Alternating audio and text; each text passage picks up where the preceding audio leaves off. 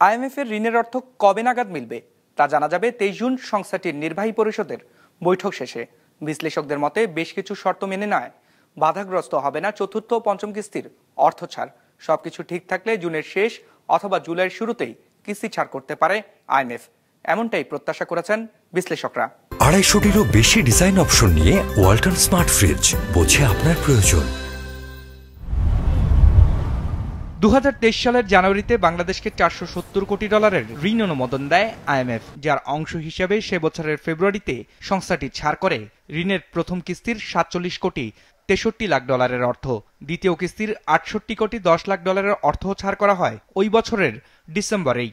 এরপর তৃতীয় কিস্তির $115 কোটি অর্থ ছাড় করা হয় 2024-এর ডিসেম্বরে। প্রতিটি কিস্তি পেতেই বাংলাদেশকে প্রতিপালন করতে হয়েছে বেশ কিছু শর্ত, নিতে হয়েছে ব্যাংক সহ বিভিন্ন খাতে সংস্কার কার্যক্রম। তবে বিপত্তি বাধে চতুর্থ ও পঞ্চম কিস্তির অর্থপ্রাপ্তি নিয়ে। ঋণের ওই কিস্তির অর্থ 2024-এর ডিসেম্বরে ছাড় করার কথা থাকলেও বাজার ভিত্তিক ডলারের দর, রাজস্ব খাতের সংস্কার সহ বেশ কিছু শর্ত পালনে ব্যর্থ হয় আটকে যায় ঋণ ছাড়। চলতি বছরের এপ্রিলেও শর্তের অগ্রগতি পর্যবেক্ষণে ঢাকায় আসে আইএমএফ এর প্রতিনিধি দল, তবে বিশেষ অগ্রগতি না হয় তৈরি হয় জটিলতা। এরপর আইএমএফ এর সাথে ভার্চুয়ালি দফায় দফায় বৈঠক করে বাংলাদেশ। বাজার ভিত্তিক করা হয় ডলারের দর। মূল যে সমস্যা, সেই সমস্যা তো দূরীভূত হয়েছে, অর্থাৎ শর্তাবলী পালন করতে আমরা রাজি হয়েছি। এরপরে টেকনিক্যালি তেমন কোনো বাধা থাকার কথা না। আমারও মনে হয় আইএমএফ বুঝতে পেরেছে যে আমরা এগুলো প্রতিপালন করার ব্যাপারে যথেষ্ট সিনসিয়ার, আমরা এগুলো করছি, এবং সেই কারণে আমার যেটা মনে হয় যে এই বোর্ড মিটিং এ, আইএমএফ এর এই বোর্ড মিটিং এ এগুলো আমাদের এই কিস্তির সিদ্ধান্তটা পজিটিভলি আসবে।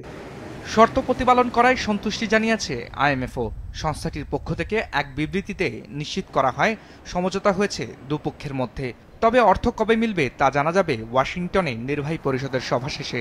জানা গেছে এই কিস্তিতে বাংলাদেশ $130 কোটি পেতে পারে। আগামী যে বোর্ড মিটিং আছে আইএমএফ, সেখানে হয়তো এটা অ্যাপ্রুভ হতে পারে এবং পরবর্তীতে এটা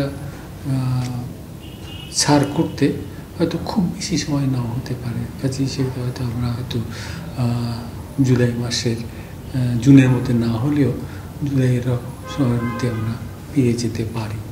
তথ্য বলছে এখন পর্যন্ত 3 কিস্তিতে আইএমএফ এর $231 কোটি ঋণ পেয়েছে বাংলাদেশ।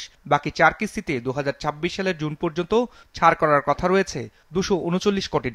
যদিও নতুন করে বাড়তি $76 কোটি ঋণ চেয়েছে বাংলাদেশ, যা যোগ করলে মোট ঋণের পরিমাণ দাঁড়াবে $546 কোটি।